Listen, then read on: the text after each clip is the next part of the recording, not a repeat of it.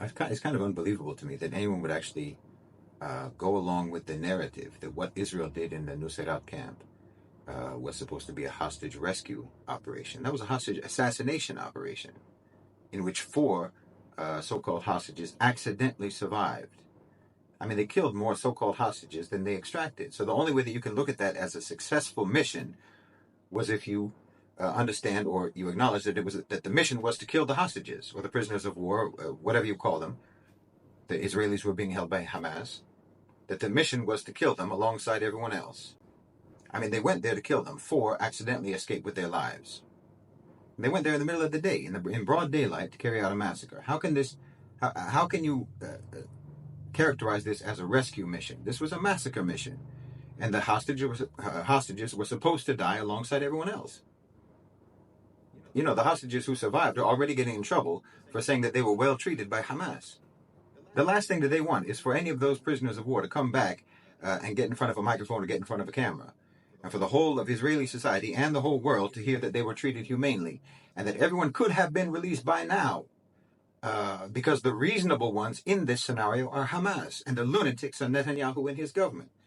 Obviously, Netanyahu doesn't want those hostages back, the so-called hostages, prisoners of war. He doesn't want them released. If he wanted that, then there have been multiple opportunities to secure their release without any bloodshed, and everyone knows it.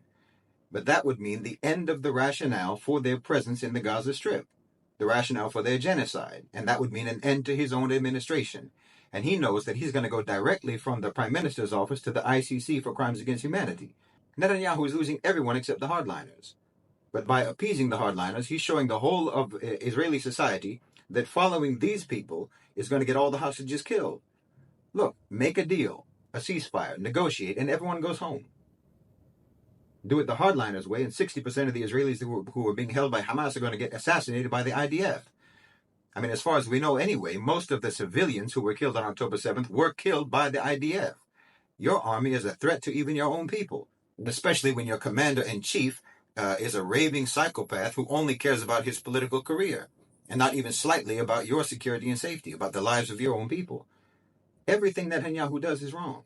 Every move he makes just condemns him to the gallows, honestly.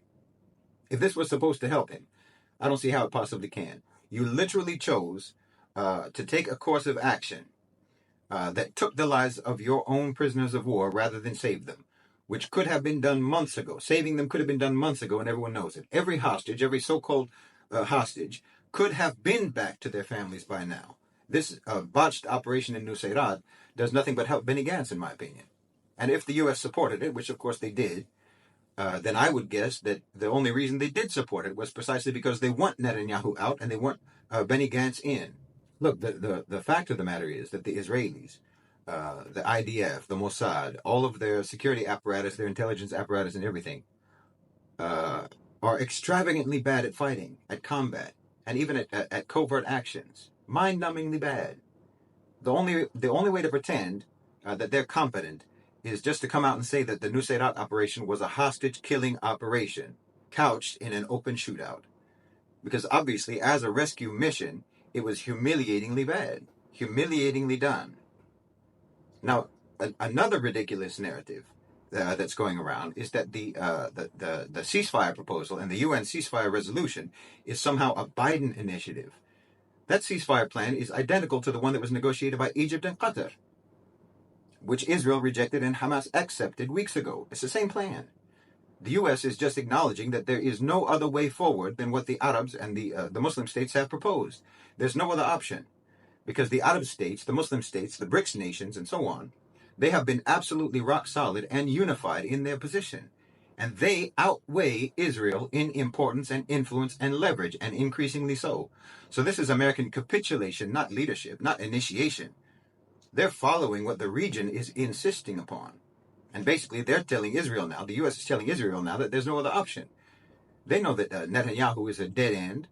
So if they collaborated, which of course they did, if they collaborated in the Nusayrat debacle, then it was explicitly to hurt Netanyahu and to help Benny Gantz, who they believe is someone who can actually align Israel with what needs to be done to advance the agenda of the OCGFC, which means abandoning radical, violent, expansionist, genocidal Zionism. and accepting the global consensus regarding a Palestinian state and so on. That's what I think they're doing. I don't see how you can understand what's happening in any other way, frankly.